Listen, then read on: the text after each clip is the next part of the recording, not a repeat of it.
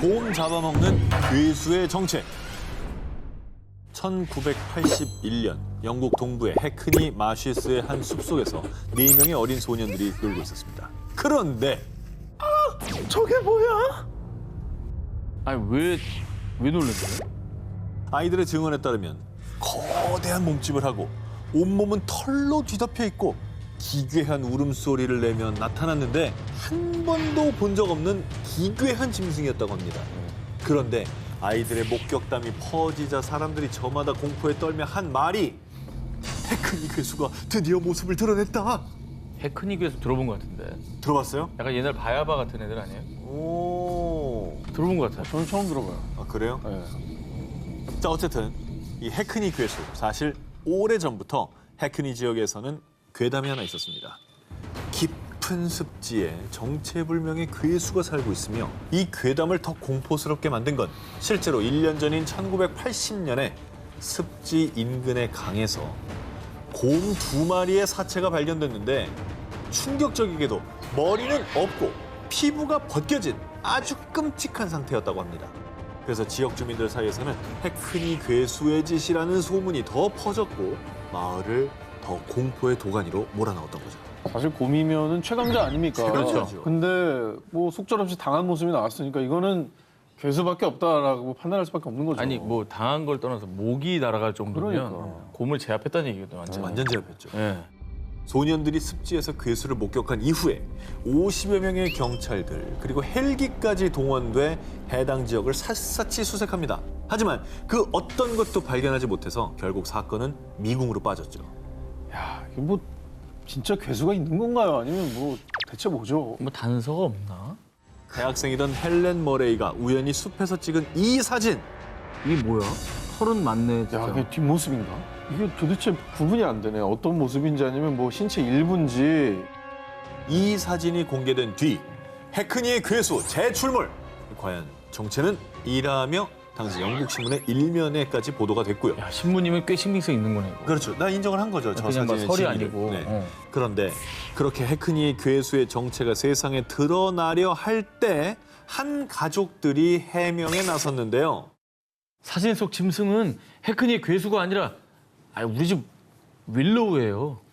사진에 찍힌 해크니의 괴수가 폴 가족들과 숲에서 함께 산책하던 대형 반려견이라는 겁니다. 아이고. 아 근데 진짜 무섭다. 검은 털을 가진 뉴펀들랜드 종으로 이름은 윌로우. 당시 4살로 키가 무려 152cm에 달한 초대형견이었는데요. 엄청 크구나. 4살이? 그래서 그러니까 사진 속에 어떤 찍힌 모습이 괴수로 오인이 된 거네요. 하지만 예? 사진을 찍은 헬렌은 제가 본 건 개가 아니었어요. 분명 괴수라고요. 그날 숲에서 보고 사진을 찍은 건 결코 개가 아닌 괴수라고 주장했습니다. 그럼 그 30년 전에 곰은 누가 죽인 거예요?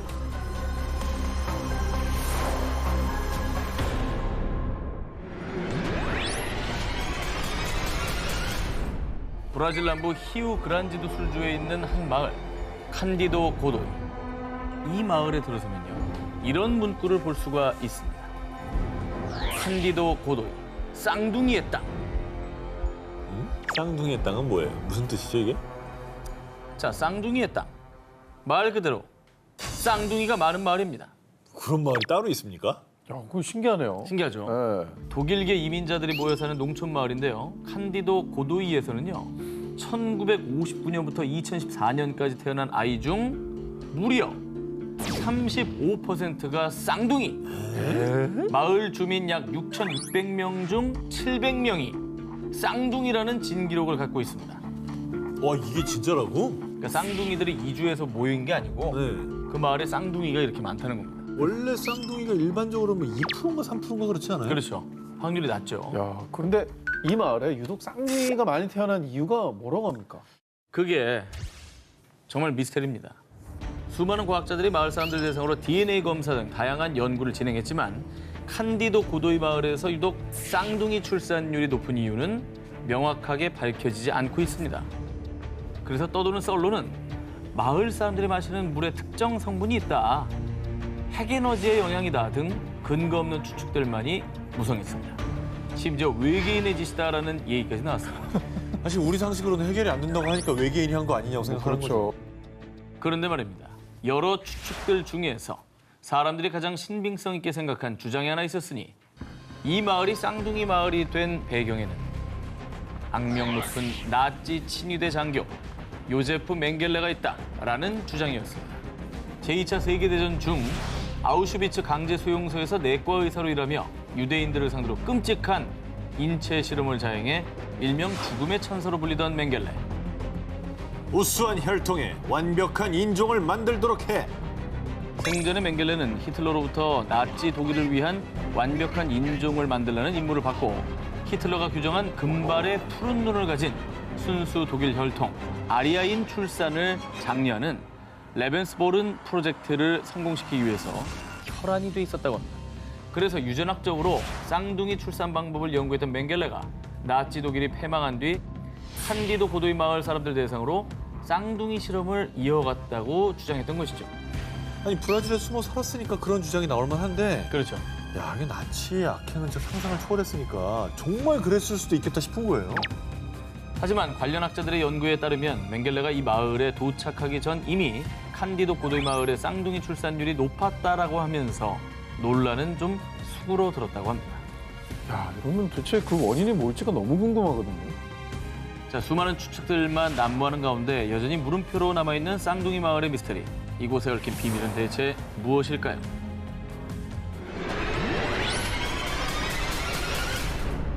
지난 6월 4일 일본 가나가와현 미우라네 소방서. 자꾸 고무타는 냄새가 나요. 아니, 어디서 가스가 새고 있는 것 같아요. 저녁 8시 무렵 정체모를 냄새가 난다는 신고가 폭주. 그리고 이 냄새는 급속도로 퍼져서 약 20km 거리에 있는 저시에서도 같은 신고가 속출했습니다. 얼마나 심각했냐면 이날 접수된 신고만 무려 500건에 달했고요. 오, 냄새로 인해 극심한 메스꺼움을 호소하며 병원으로 이송된 사람까지 등장했습니다. 야, 이게 동시에 500건이나 신고됐으면 수상한 냄새가 난 거는 정말 확실했다는 거잖아요. 냄새가 진동을 했다는 얘기입니다. 네. 어디서 난 거죠? 이게? 수많은 이들을 고통스럽게 한 이 냄새의 정체는 여전히 미스터리 그 자체입니다. 신고가 쏟아지자 소방당국과 해상보안부까지 나서 냄새의 원인을 밝히기 위해 조사에 나섰는데요. 일단 처음 나온 유력한 원인 중에 하나는 유조선이 운항할 때 나온 배기였습니다. 그런데 유조선 배기는 보통 10분 이내로 사라집니다. 그렇죠. 이 광범위한 장소에서 그것도 2시간 동안 냄새가 날 가능성은 희박하다는데요. 그래도 일말의 가능성이 있을 수 있어 이 부근을 항해한 선박들을 조사했는데 확인 결과 전혀 연관이 없는 것으로 밝혀졌다고 합니다. 배는 일단 아니라는 얘기고. 아닙니다. 그럼 도대체 뭐죠? 자, 그런데 말입니다. 이렇게 냄새의 정체가 미궁에 빠지자 일본 열도는 순식간에 공포와 불안에 휩싸이고 말았습니다. 그 이유 혹시 지진 전조 현상 아니야? 이 냄새에 대해 일본 모 대학교의 환경량 연구센터의 다카하시 마나부 교수가 내놓은 충격적인 주장. 미우라 지역에서 감지된 냄새는 안반 균열 시 발생하는 냄새와 유사합니다. 정말 이 냄새가 지진의 전조 현상일 수 있다는 겁니다. 실제로 1995년에 발생한 일본 한신 아와지 대지진 직전에도 가스 냄새가 났었기에 불안감은 더 커져갔는데요. 그리고 만약 이 의문의 냄새가 지진의 전조 현상이 맞다면요. 더 끔찍한 건 2011년에 발생한 대공포, 동일본 대지진의 악몽을 재현, 즉 대규모 재해가 발생할 수 있다는 관측까지 나왔다고 합니다. 일본은 저 트라우마가 있으니 얼마나 공포스러웠을까. 가능성도 생각할 수 있다는 거죠. 그리고 이걸 알아도 뭐 대비가 안 되잖아요. 이거는 지진은 어떻게 대비해야겠어요? 그냥 미리 이주시킬 수도 없고. 그렇습니다. 대체 이 미스터리한 가스 냄새의 원인은 무엇일까요? 하루빨리 원인이 밝혀져 사람들의 불안감이 해소되길 바랍니다.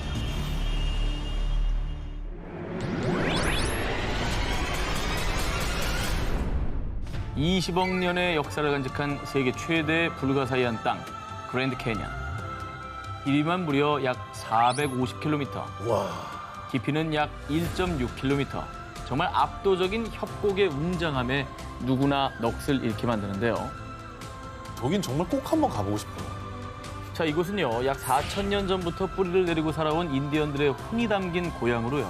지금도 이 인디언들은 그랜드 캐니언 곳곳에 위치한 인디언 보호구역에서 거주하고 있습니다. 그런데 말입니다.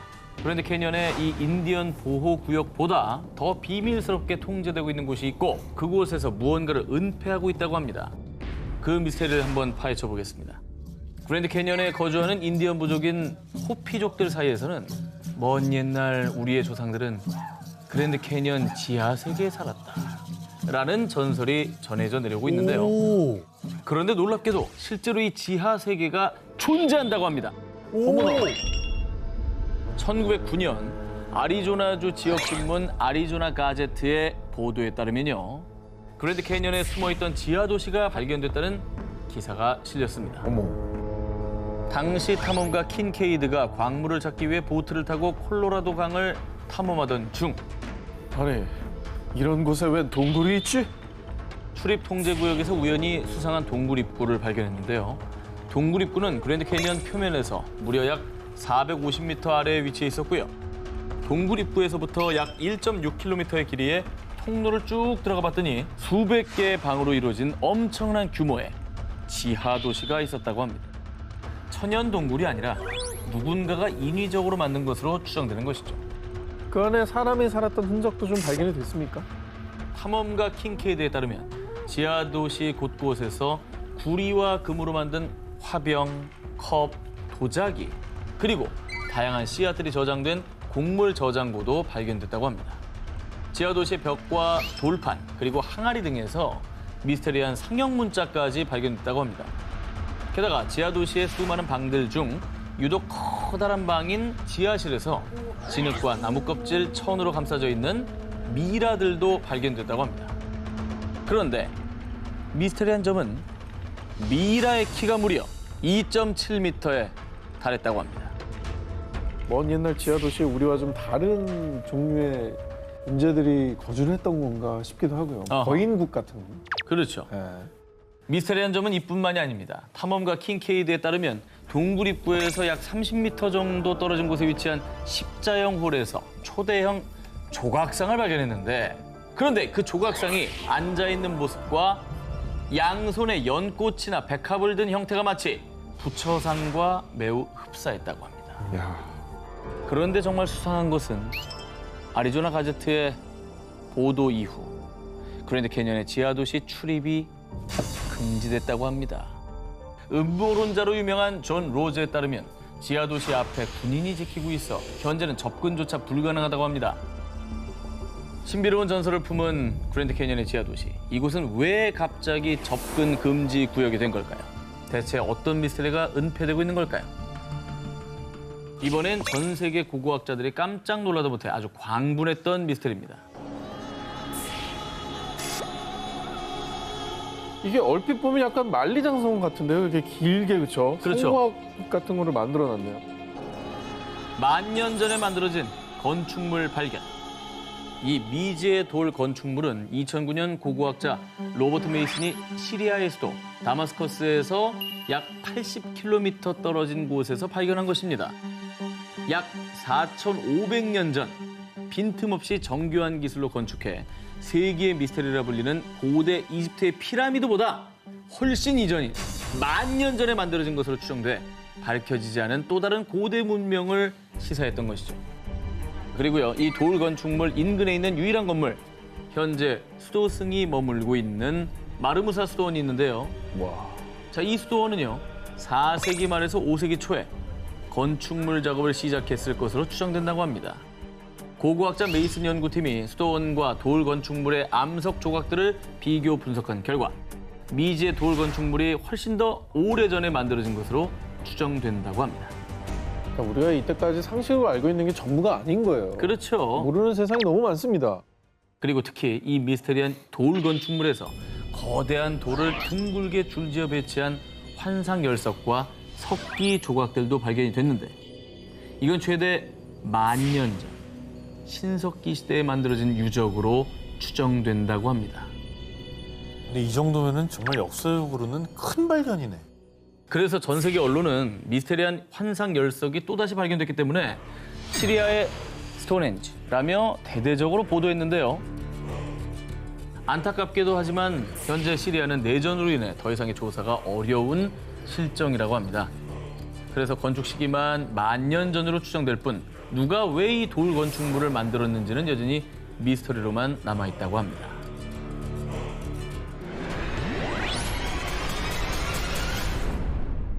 잉글랜드 스탠퍼드셔. 이곳엔 한 숲이 있습니다. 바로 캔록 체이스 숲. 이곳에 가려는 이들에게 사람들은 늘 경고를 합니다. 캔록 체이스 숲에서는 이것을 조심하세요 라고 말이죠. 중세시대 때부터 벨라루스, 프랑스, 미국, 영국, 캐나다 등 수많은 나라에서 존재해왔으며 2014년엔 브라질에서도 목격된 미스터리한 존재, 늑대인간. 어머! 아, 늑대인간. 근데 그건 영화 얘기 아니에요? 상상력이 그렇습니다. 빚어낸 동물 아닙니까? 영화 속에서나 보던 그 늑대인간, 그 존재입니다. 영국 각지의 미스터리한 현상을 조사한 프린지 보고서에 따르면 1975년경부터 2009년까지 캔록 체이스 숲에서 무려 약 20차례나 늑대인간이 목격됐다고 합니다. 먼저 2007년 4월 한 보이스카우트 관계자가 캔록 체이스 숲을 찾아갔는데요. 어슬렁거리는 큰 개를 목격합니다. 그런데 자세히 보니 덩치가 너무 커요. 그래서 늑대인가 싶어서 자리를 뜨려던 찰나. 야! 저 뭐야? 늑대가 두 발로 일어섰어! 약 2m의 키를 가진 늑대와 사람을 합쳐놓은 듯한 생명체가 두 뒷발로 쓱 하고 일어나더니 동물 소리 같은 괴성을 내지르곤 숲속으로 사라졌다는데요. 야, 근데 아까도 20차례라면서요? 20차례. 그러니까 한두 번 잘못 본 건 가능한데 이게 그 정도면은 뭔가 있는 거거든요. 그리고요, 다른 목격자들의 증언에 의하면 주로 공동묘지 쪽에서 많이 목격이 됐고 그 주변으로 사슴의 사체나 동네 반려견들의 사체 등 늑대인간의 소행으로 보이는 흔적이 많았다고 합니다. 아, 진짜? 그럼 이제 늑대인간이 동물들을 사냥했던 흔적이라는 얘기네. 그렇게 볼 수 있는 거죠. 근데 궁금해요. 왜 유독 이 숲에 늑대 인간이 계속해서 발견이 되는 건지. 그 이유는요, 수많은 추측들이 있지만 그 중에 하나가 늑대인간이 주로 공동묘지에서 많이 목격된다고 얘기를 드렸는데 이 묘지는 평범한 묘지가 아니라고 합니다. 제1차, 2차 세계대전에서 전사한 군인들이 묻혀있는 무덤이라는데요. 풍문에 의하면 당시 전쟁 전후로 군사력 증진을 위한 야욕 때문에 캔록 체이스 숲에서 생체 실험이 이루어졌다는 소문이 돌았는데 아이고. 그래서 사람들은 혹시 군인들을 상대로 실험한 게 아닐까? 라는 의심을 푸는 거죠. 그리고 실험 과정에서 부작용으로 늑대인간이 생겨났을 거라고 추측했고요. 그 늑대인간들이 무덤을 찾은 이유는 실험에 희생당한 전우들이 묻혀있는 무덤을 떠나지 못하고 맴도는 게 아닐까 하는 안타까운 추측까지 돌았습니다. 또 이 영화에서 슈퍼솔저 만들려고 생체 실험하고 막 그런 게 실제로 있었을 것이다. 그런 주장인 건데 사실이라면 정말 끔찍한 일이네요. 그렇습니다.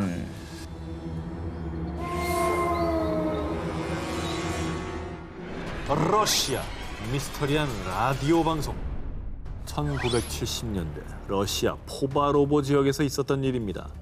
이 지역 주민들은 단파 라디오에서 들려오는 의문의 소리, 암호로 된 난수 방송 때문에 두려움에 떨었는데요. 자, 대체 무슨 방송인지 같이 들어보시죠.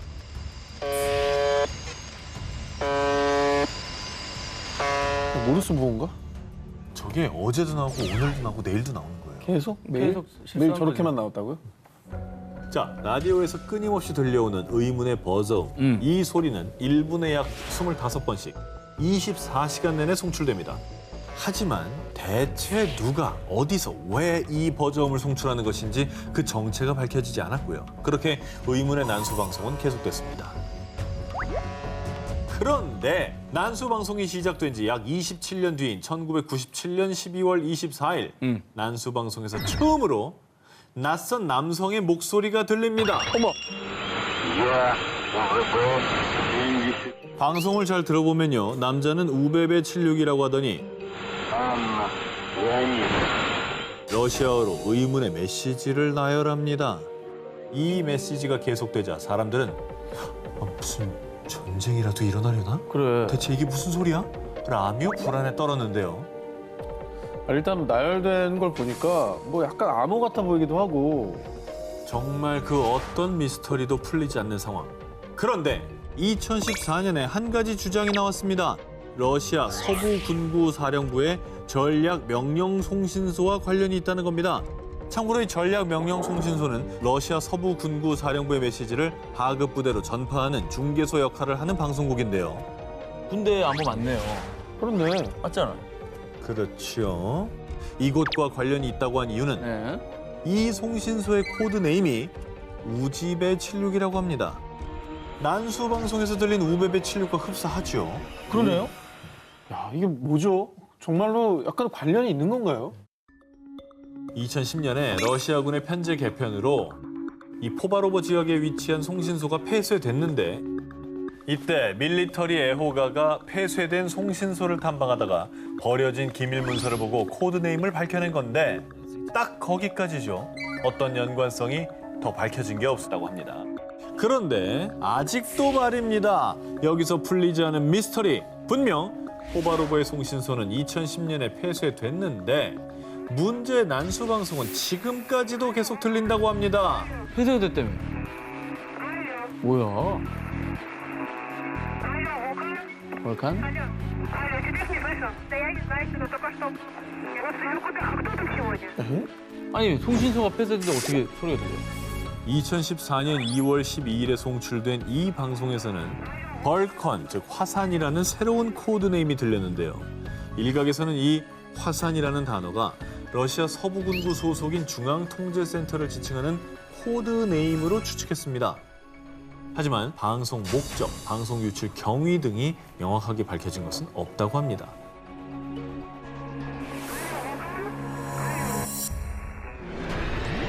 소떼 추락사 미스터리.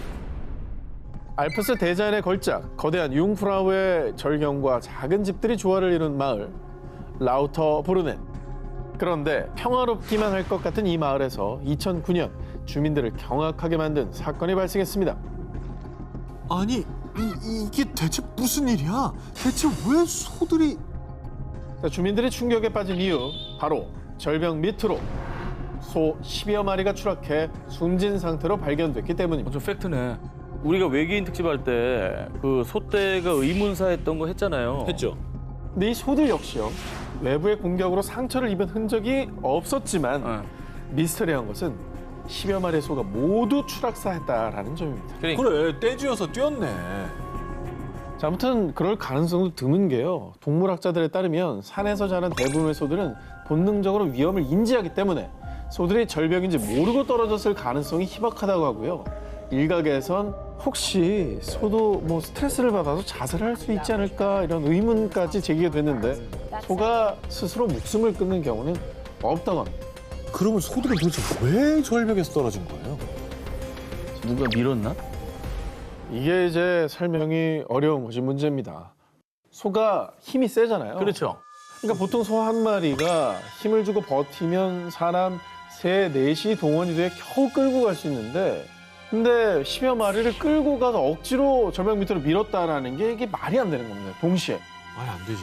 게다가 그 다음 날이 돼서야 이렇게 된 걸 알았다는 건 소가 그 어떤 울부짖음도 저항도 안 했다는 건데, 정말 미스터리한 점은 소들이 집단으로 추락한 사건이 이번이 처음이 아니라는 겁니다. 불과 3일 전에도 사건 발생 인근 지역에서 소떼가 한꺼번에 수백 미터의 절벽에서 추락해 즉사하는 사건이 있었다고 합니다. 그러니까 3일 동안 알프스 지역에서 무려 28마리의 소들이 추락사한 것이죠. 와, 이건 진짜 미스터리다.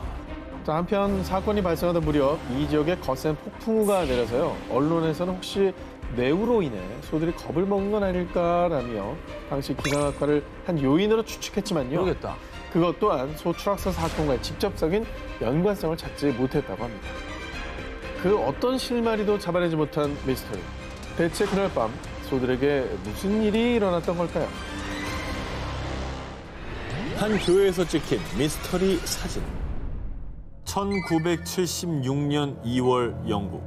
여름 휴가 사진을 인화해온 다이앤은요, 휴가 당시의 추억을 떠올리며 사진을 한 장씩 넘겨왔습니다. 그런데 어이, 이 뭐야? 한 장의 사진을 보고 소스라치게 놀라고만 다이앤. 그 이유 사진 속 다이앤 뒤에 아, 이런 게 제일 무서워. 정체 모를 하얀 형체가 같이 찍혀 있었기 때문입니다. 너무 사람처럼 보인다. 뒷모습 벤치에 뭐 앉아 있는 거 아니에요 지금? 저 뒤에 형상이 형체가 너무 명확해요. 자, 그러면 이 사진을 찍은 6개월 전으로 돌아가 보겠습니다. 뭐야? 1975년 8월 다이앤은 여름 휴가차 남편 아들과 함께 잉글랜드 동쪽 노퍽의 워스테드를 찾았다가 더위를 피하기 위해 한 교회에 들어갔습니다. 당시 담낭 제거 수술을 받은 지 얼마 되지 않아 건강이 좋지 않았던 다이앤은 교회에 온 김에 아, 더 이상 아프지 않게 해주세요. 이렇게 기도를 했고 남편이 이 모습을 촬영했던 겁니다. 헐. 분명 당시 교회에는 오직 다이앤의 가족뿐이었고 그녀의 뒤에는 그 누구도 없었습니다. 그런데 사진에 다른 존재가 포착이 된 거죠. 허허. 그래서 이 미스터리한 사진의 정체를 밝히기 위해 다이앤은 남편과 함께 다시 한번 이 교회를 찾았고요. 교회 담임 목사에게 사진을 내밀었는데 바로 그때 이분은 아픈 이들을 치유해주는 우리 교회의 수호령 화이트 레이디가 틀림없어요.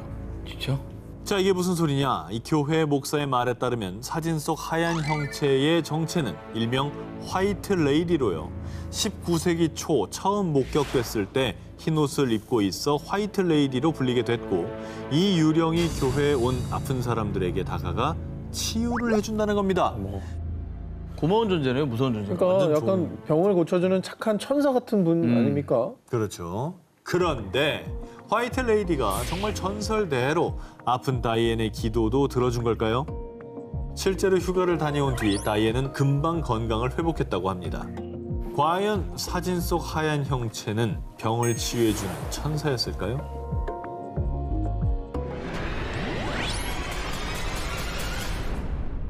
(2017년 10월 2일) 아일랜드 남서부 코크에 위치한 한 중학교. 1828년 지어진 이 오래된 학교의 공식 너튜브 채널에 게재된 미스터리 한 영상이 사람들을 공포에 몰아넣었습니다. 2017년 10월 1일 일요일 새벽, 문이 스르르 열리더니 쾅 하고 저절로 닫히는가 하면 사물함 문이 열리고 갑자기 종이와 책이 바닥에 떨어지는 일명 폴터가이스트 현상이 포착된 겁니다. 그리고 영상도 어디에도 사람의 그림자조차 보이지 않았죠. 갑자기. 뭐야? 아일랜드의 한 중학교 CCTV에 담긴 폴터가이스트 현상에 에이, 학생들이 장난친 거 아니야? 어디서 자작나무 타는 냄새 안 나요? 누리꾼들의 의심이 쏟아졌습니다. 그러나 이 학교의 교장 케빈 베리는요. 절대 조작된 영상이 아닙니다. 사실 예전부터 이상한 소리가 들리긴 했어요. 심지어 한 교사가 학교에 반려견을 데려왔는데 강아지가 이 복도를 지날 때 허공을 향해 계속 짖는 일도 있었다고 합니다. 아, 뭐 있네. 영화 같은 데 보면 귀신을 막 다른 사람은 모르는데 강아지가 눈치채는 경우도 되게 많아요. 있어요. 그런데 말이죠. 불과 한 달도 지나지 않은 10월 26일 해당 중학교 너튜브에 또 하나의 영상이 업로드됩니다. 보시죠. 누가 뭘 던졌어? 그냥 떨어졌는데 물건이. 아니 자, 근데 믿기질 않아서 그래요. 이거 진짜 너무 이상하다. 믿기질 않아. 자, 일각에서는요. 이 학교가 위치한 코크가 20세기 초 아일랜드 게릴라와 영국군이 싸운 독립전쟁 당시 극심한 피해를 입은 지역이었다고 얘기하며 당시 억울하게 목숨을 잃은 이들의 혼령이 모여있는 거 아니냐는 주장이 나오기도 했습니다. 그러네, 그렇게 생각할 수 있겠네. 와, 귀신이구나. 과거 이 학교 터에 어떤 사연이 있었던 걸까요? 그리고 대체 밤마다 무슨 일이 일어나고 있는 걸까요? 자, 아직도 진행 중인 미스터리 19, 저 전 기자의 두 번째 1위 후보를 공개합니다. 2014년 3월 8일 오전 12시 41분 239명의 승객과 승무원을 태운 중국 베이징행 MH370 여객기가 말레이시아 쿠알라룸푸르 국제공항에서 이륙했는데요. 그런데 38분 뒤인 오전 1시 19분 Malaysian 370, contact Ho Chi Minh 120.9. Good night. Good night, Malaysian 370. 말레이시아 관제탑과의 교신을 주고받은 지 2분 뒤인 1시 21분 여객기의 무선 응답기가 꺼졌고요. 곧 레이더망에서 홀연히 사라져버린 여객기. 한국 역사상 최대의 미스테리로 남아있는 말레이시아 여객기 실종 사건. 정말 충격적이고 미스테리했던 건 여객기 실종 16일 뒤인 3월 24일 말레이시아 정부가 발표한 내용이었는데요. was in the middle of the Indian Ocean, west of Perth. 영국 항공사고 조사국이 인공위성 데이터를 분석한 결과 MH370의 마지막 신호가 잡힌 곳이 실종된 남중국해가 아닌 호주 인근 인도양 해상이었다는 겁니다. 왜요? 중국 베이징으로 가던 거라면서요. 그러면 인도양은 완전 방향이 반대인데 왜 글로 갔대요? 이후에 사라진 MH370이 갑자기 항로를 변경했다는 사실이 알려지자 수많은 추측이 쏟아졌습니다. 첫 번째 추측은 비행기를 공중 납치하는 하이제킹.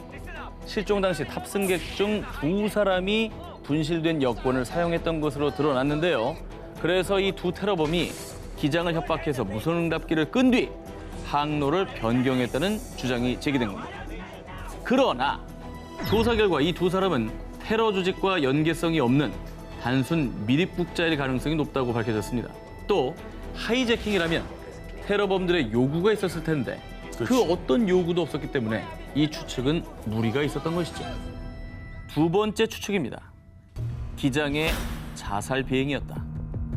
MH370의 기장 아흐마드 샤의 자택을 압수수색하던 중 개인 컴퓨터에서 인도양의 인도, 스리랑카, 몰디브 등의 공항에 비상 착륙하는 흔적이 발견됐고요. 또 당시 결혼 생활이 파경에 이르러 신변을 비관해 여객기를 추락시켰다는 얘기입니다. 그러나 이 또한 MH370은 기장과 부기장 2인 조종 시스템이기 때문에 일방적인 자살 비행이 어려울 뿐 아니라 기장의 동료와 지인들의 증언에 따르면 그가 이런 범죄를 저지를 이유가 없다고 합니다. 진실이 밝혀지기 너무 어려우니까 여러 가지 추측은 100가지도 나올 수 있는 겁니다. 이런 썰이야 진짜 얼마든지 나오지. 그죠? 그러니까요. 그런데요. 그러던 와중에 2015년 7월 29일 인도양 프랑스령 레위니옹 섬에서 그 전까지 흔적조차 찾지 못했던 MH370의 보조 날개가 발견돼 사건의 실마리가 풀리나 했지만요. 조사 결과 안타깝게도 이 날개는 사고의 원인을 밝히는 단서가 되지 못했고요. 사고의 핵심 단서 블랙박스는 여전히 발견되지 않고 있습니다. 자, 그리고 사고 발생 4년여 만인 지난 2018년 7월 30일 정확한 추락 원인 규명이 어렵다는 내용의 최종 조사 보고서를 발표하며 항공사고 역사상 최악의 미스테리로 남고 말았습니다. 수많은 추측과 음모만 남기고 호련히 사라져버린 여객기. 이 미스테리의 해답은 인도양 깊은 곳에 가라앉아 있을 블랙박스만이 알고 있을 겁니다.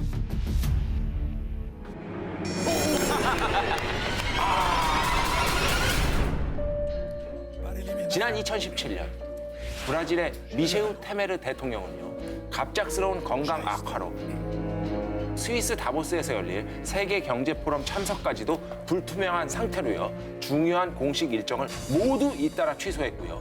그리고 2017년 12월 19일 전국 대의원이 참석하는 소속 정당 브라질 민주운동당 총회에도 불참 의사를 밝혔는데요. 갑자기 말도 없이 행사장에 등장한 테메르 대통령. 그리고 그는 연설을 하기 위해 연단에 올랐습니다.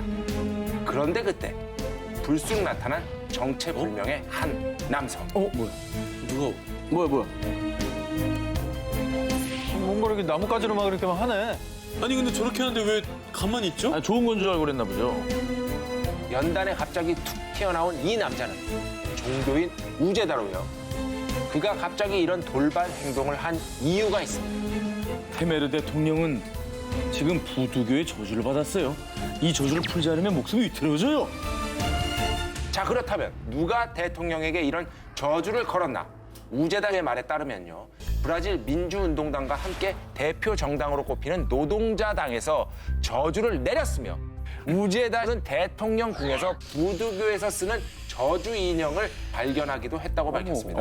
그래서 테메르 대통령에게 들린 저주를 풀고 다시 축복을 내려주기 위해 이 의식을 강행했다는 거죠.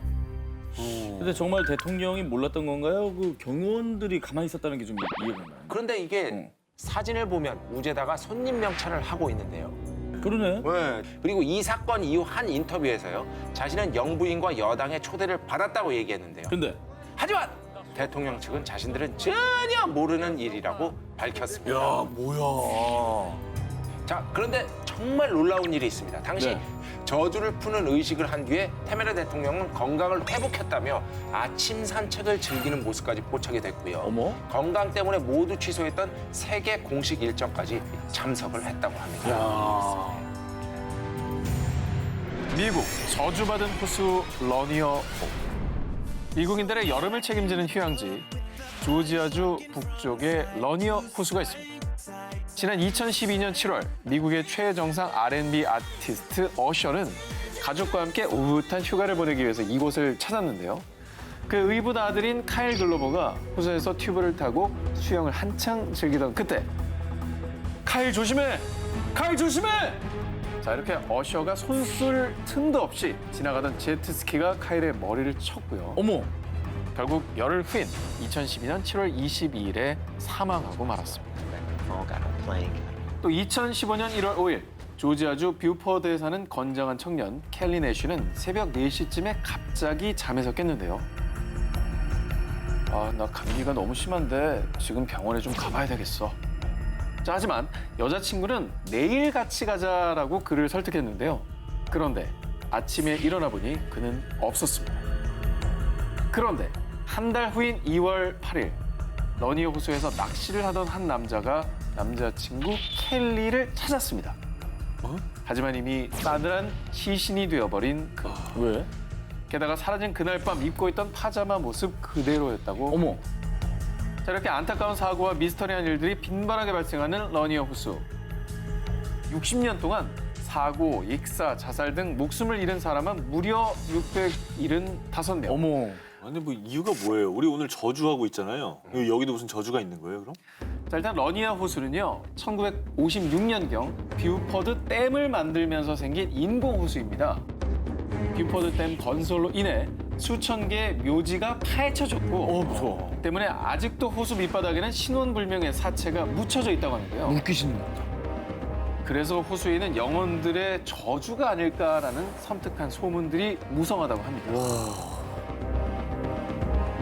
1987년 영국 사우스 요크셔주 셰필드 이곳에서 극심한 교통체증을 줄이기 위해 새 우회로 건설이 한창이었는데요.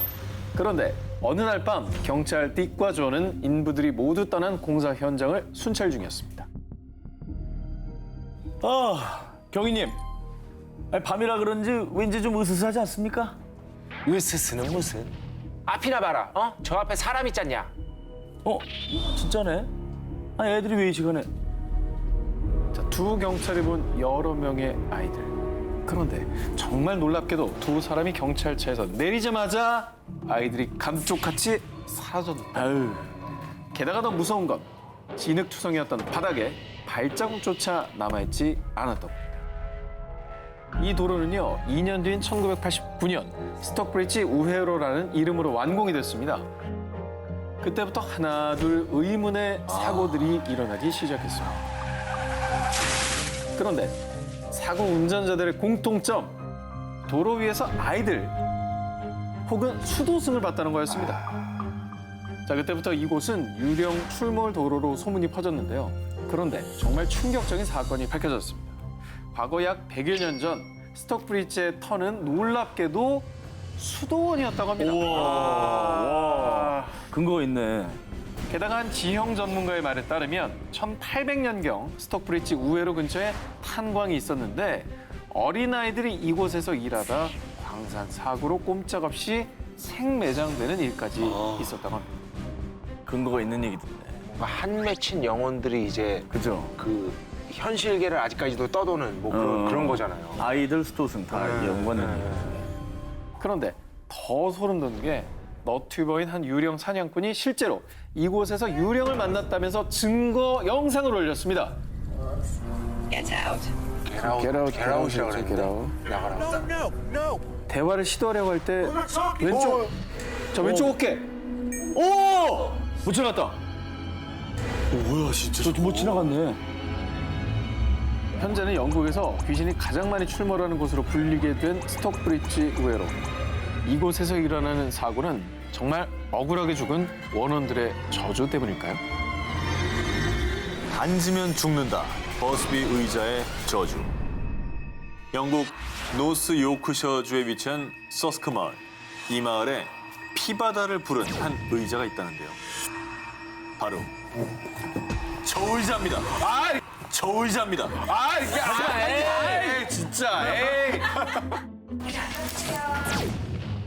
변석이 아까 앉았었어. 에이, 저기 앉았어? 마을의 유명한 도둑이자 알코올 중독자였던 버스비. 그는 자신의 장인과 함께 대사기극 동전 위조 사업을 하고 있었습니다. 그런데 왜 이래라 저래라 잔소리야. 귀찮게. 아이 너 가만 안 둬. 말다툼 중 그만 장인을 죽이고만 버스비. 뭐야? 결국 그는 체포돼 교수형 판결을 받게 됐는데요. 그는 마지막으로 자신이 즐겨가던 술집 의자에 앉아 술을 마시면서 앞으로 이 의자에 앉는 사람은 모두 죽게 될 것이다. 느낌 안 좋다 이거. 그렇게 시간은 흐르고 흘러 1894년 버스비가 사망한 지 무려 약 200여 년이나 지났을 무렵부터 갑자기 불길한 일들이 벌어지기 시작했습니다. 제2차 세계대전 당시 영국군 파일럿들이 이 술집을 자주 찾았는데요. 정말 기이하게도 이 의자에 앉았던 군인들은 모두 살아 돌아오지 못했습니다. 버스비의 저주가 진짜로 시작된 게 아니냐는 흉흉한 소문이 퍼졌고요. 몇몇 모험심이 강한 사람들은 버스비의 저주? 그런 게 어딨어. 아유, 내가 그 저주를 깨주지. 라면서 호기를 부렸는데요. 자신만만하게 의자에 앉은 한 석공은 그날 오후 작업 중 추락사. 어머.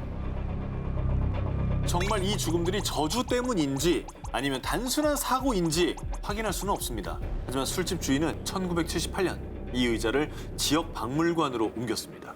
이 의자의 악명을 익히 하는 박물관 측에선 의자를 아예 1.5m 높이에 매달아 놨다고 합니다. 저거 아니었네. 속았네. 비슷한 거예요. 아 전혀 다르게 생겼잖아. 귀 얇아가지고 뭐 겁에 질려 있었더라고. 웃는 거 봐. 죽음의 저주가 서린 전화번호. 2005년 불가리아의 수도 소피아의 한 인도 음식점 앞. 귀가 찢어질 듯한 총탄 소리와 함께 한 남자가 쓰러졌는데 이 끔찍한 참변을 당한 남자는 부동산 사업가 콘스탄틴 디슈립. 그런데 말입니다. 그의 죽음을 두고 사람들은 그 전화번호 때문이 틀림없어 라며 수근거리기 시작했는데요. 그의 전화번호는 0888-888-888. 이 번호를 가장 먼저 사용했다고 알려진 사람은 불가리아의 M통신사의 전 CEO 블라디미르 그라시노프. 그가 이 전화번호를 갖게 된 지 7년 만인 2001년 48살의 젊은 나이에 그만 암으로 세상을 떠나게 됩니다. 그라시노프가 황망하게 죽은 뒤 이 번호를 사용하게 된 두 번째 주인공은 마피아 두목 콘스탄틴 디미트로프. 그런데 2003년 네덜란드 암스테르담에서 저녁 식사를 하고 나오던 디미트로프는 그만 암살범의 총에 맞아 그 자리에서 목숨을 잃게 됩니다. 1994년에 처음 이 번호가 나오고 10년 사이에 통신사 CEO부터 마피아 두목, 부동산 사업가까지 이 번호를 배당받은 세 사람이 모두 젊은 나이에 사망했는데요. 아니 그럼 뭐 지금도 이 번호는 있는 거예요? 지금 누가 쓰고 있어요? 아 누가 걸어봤구나. 해외 블로그. Your call cannot be completed as dialed. Please hang up and 그러니까 정말 저주 때문에 중단시킨 거 아니냐 뭐 이런 얘기가 당연히 나오겠죠. 그런데 M통신사 측에서는 이 번호의 서비스 중단 이유를 두고요. 저희는 개인 번호에 대해서는 이야기할 수 없습니다. 라는 입장을 밝혔다고 합니다. 그렇겠네. 0888-888-888. 이 번호를 가졌던 세 사람의 황망한 죽음. 과연 우연의 일치일까요? 미국 저주의 마을 러들리 타운. 미국 커네티컷주 울창한 숲과 짙은 산 그림자로 둘러싸인 한 마을이 있습니다. 다크엔트리 포레스트. 이곳은 아름다운 절경과는 달리 무려 400년간 무시무시한 저주가 전해지고 있습니다.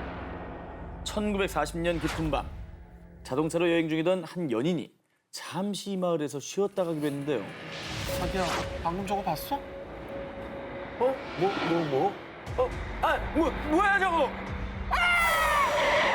마을 숲속에서 원인을 알 수 없는 의문사로 세상을 떠나고만 커플.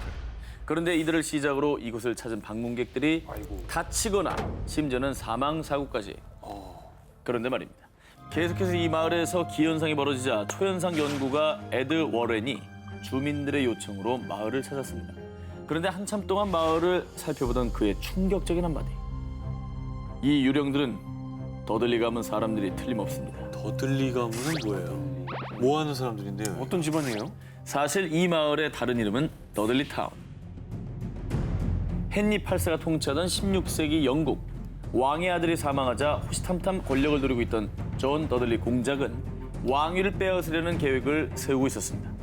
하지만 이런 반역을 눈뜨고 볼 수 없었던 세력들에게 존 더들리는 결국 참수. 하지만 그가 참수된 이후에도 왕궁의 마법사들은 앞으로 네 자손들은 목숨을 보존할 수 없을 것이다 라며 큰 저주를 내렸다고 합니다. 그래서 저주가 두려웠던 더들리가의 사람들은 영국에서 미국으로 이주한 건데요. 안타깝게도 저주를 피하지 못한 걸까요? 그들이 정착한 마을에 기이한 일들이 일어나기 시작합니다. 1774년에 마을의 정체를 알 수 없는 전염병이 돌아 더들리가의 사촌 일가족이 모두 사망. 그리고 그 이유 모를 저주는 곧 더들리타운 주민들에게까지 퍼지기 시작했습니다. 그래서 20세기 초까지는 거의 유령 마을로 있다가 겨우 몇 해 전부터 다시 이주민들이 정착하고 있는 상황이라고 합니다. 근데 과연 이 저주는 멈췄을까요? 2006년 6월에 더들리타운의 체이스 애비뉴에서 촬영된 한 영상을 보여드리겠습니다. 야, 이게 영상이 있어요? 그 숲인가? 뭐 소리 난다.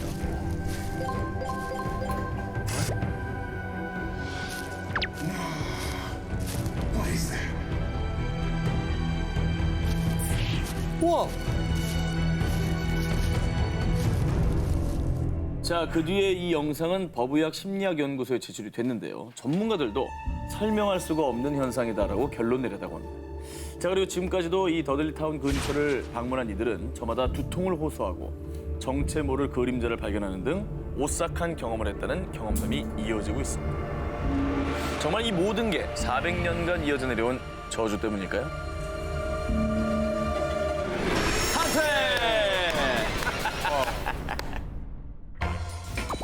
저보다 빨리 퇴근하실 줄이야.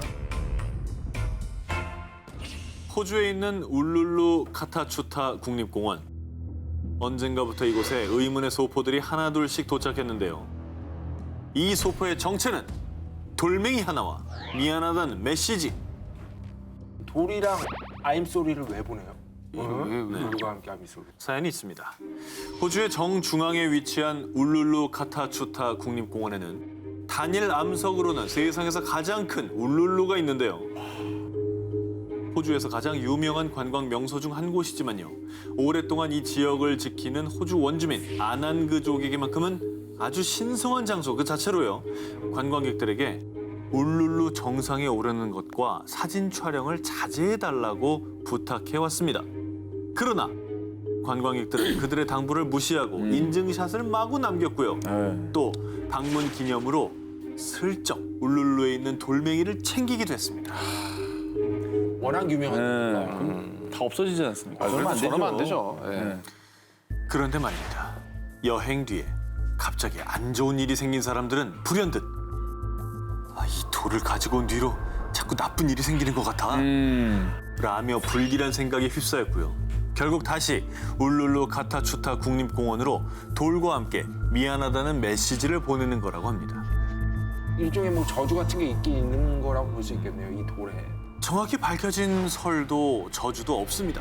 그런데 저주의 실체가 무척 궁금했던 한 사람이 소포를 보낸 사람들을 대상으로 취재했는데요. 이 돌을 가져간 관광객의 무려 25%에게 이혼, 질병, 죽음 등의 불행이 닥쳐왔다고 합니다. 실제 인터뷰한 내용이 기사로 실렸는데 그중 한 관광객은 그 돌을 가지고 온 후 제 아내에게 뇌졸중이 찾아왔습니다. 아이고. 라며 안타까운 소식을 전하기도 했다는데요.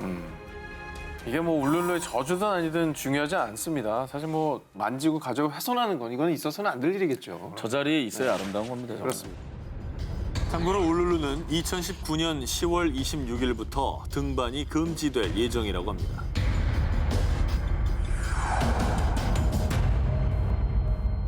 다음 특종은요. 우리나라의 신성한 왕릉에서 비롯된 미스터리한 저주입니다.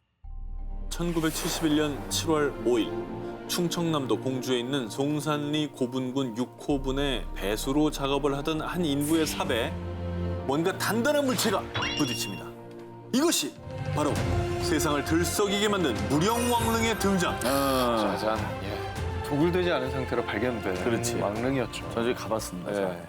충청남도 공주에서 백제 25대 무령왕릉이 처음으로 발굴되었습니다. 언론과 발굴 책임자들은 기록 속에서만 존재하던 무령왕릉의 발견에 다들 흥분 상태. 그러다 그만 발굴 작업 중 왕릉에 있던 숟가락과 돌사자 뒤쪽 다리가 부러지는 사고가 발생. 결국 더 큰 사고 방지를 위해 신속하게 발굴을 끝내기로 결정했고요. 단 17시간 만에 모든 조사와 유물 수습이 마무리됐습니다. 붓으로 하나하나 털어가면서 그렇게 해야 되는 거 아니에요? 대충 마무리한 거예요. 삽으로 파는 게 아니라 붓으로 팠어야죠. 그렇죠. 그런데 말입니다. 무령왕릉 발굴 직후 불미스러운 일이 하나둘 발생하기 시작했습니다. 유물을 싣고 공주를 떠나 서울로 향하던 중 차량들이 잠시 휴게소에 들렀는데요. 이때 문화재관리국 국장의 운전기사가 넘어지면서 큰 부상을 입게 된 겁니다. 또 무령왕릉을 발굴한 지 한 달 뒤인 8월에는요. 문화재관리국의 한 관계자가 교통사고를 내 인명피해가 발생. 그리고 무령왕릉의 발굴 단장을 맡았던 한 교수는 큰 빚더미를 떠안는 불운이 생겼다고 합니다. 파라오의 잠을 깨우는 자는 뭐 저주를 받는다 뭐 이런 어떤 투탕카멘 뭐 이런 거 있잖아요. 네. 그런 거랑 비슷한 거네요. 어쨌든 똑같은 어떤 왕릉이니까. 그렇죠. 무덤이니까. 네. 한국 고고학계에서 최고의 발굴인 동시에 또 최악의 발굴로도 꼽히는 무령왕릉 발굴. 그리고 의문의 연쇄 사고들. 혹시 졸속 발굴로 빚어진 저주는 아니었을까요? 싱가포르판 에나벨 인형? 응암동 어느 주택가 지하실에서 생긴 일. 남양 특집 2탄 2018 여전히 풀리지 않은 저주 19 1위 후보 발표하겠습니다. 지난 2014년 6월 싱가포르 북동부에 위치한 고우강. 이곳의 한 나무 밑에 낡은 인형이 버려져 있었습니다. 무섭게 생겼다. 아무도 섣불리 건들지 않는 이 인형은 일명 후광 인형이라 불리며 SNS에 퍼지기 시작했습니다. 그런데 사람들은 이내 공포와 두려움에 휩싸입니다. 그 이유는 이 인형은 혼령이 깃들어서요. 주인이 없을 때면 혼자 집안 곳곳을 돌아다닌답니다. 진짜? 심지어는 잘 다녀왔어? 이렇게 젊은 여성의 목소리까지 냈다고 합니다. 나 지금 소름 돋았어. 실제 영화 에나벨이랑 비슷한 실사판이네요. 실사죠. 근데 왜 이게 하필이면 저 나무 밑에서 저렇게 딱 발견된 거죠? 이 호우광 인형에 대한 이야기가 전국에 쫙 퍼지자 SNS 짹짹이에서 호우광 인형의 실제 주인이란 사람이 나타났습니다. 정말? 인형 주인은 이 인형을 갖고 있으면 늘 미스테리한 현상이 일어나자 인형을 버리려고 했는데요. 하지만 아무리 버리려고 해도 버려지지 않는 이 인형. 그런데 버릴 수 있는 방법을 찾아냅니다. 바로 눈. 이 눈을 가리면 인형이 집을 찾아오지 못한다는 거였죠. 그래서 안대를 씌웠구나. 그리고 안대의 아랍어로 알라의 이름으로 앞이 안 보이게라고 글귀를 쓴 뒤 인형의 저주를 봉쇄한 것입니다. 인형은 SNS에 알려지고 난 뒤 사라졌다고 합니다.